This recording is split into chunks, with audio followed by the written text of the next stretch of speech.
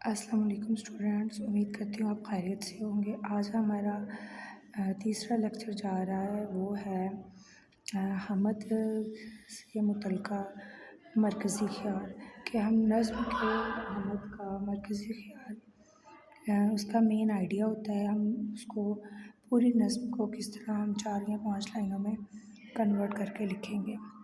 تو یہ میں نے لکھا ہوا ہے، چلیں اب اسٹارٹ کرتے ہیں۔ مرکزی خیال: اس نظم میں شاعر نے قدرت کی نشانیوں کے ذریعے اللہ کی موجودگی اور عظمت کو اجاگر کرتے ہوئے کہا ہے کہ کائنات میں ہر چیز ایک منظم اور حسین ترتیب کے ساتھ چل رہی ہے، اور یہ سب کچھ اللہ تعالیٰ کی قدرت کا مظہر ہے۔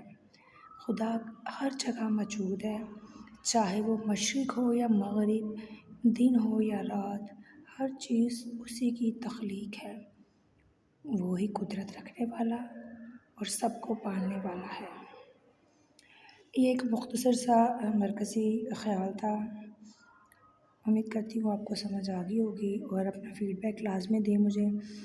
کسی اور چیز کی اردو سے ریلیونٹ ضرورت ہو، کچھ آپ کو سمجھ نہیں آ رہا تو آپ مجھے بتائیں، میں اس کے متعلق بھی ویڈیو بنا سکتی ہوں، تو میں آپ کو بنا کے سینڈ کروں گی۔ اپنا خیال رکھیں، چینل کو سبسکرائب کریں اور بیل آئیکن کو آن کر لیں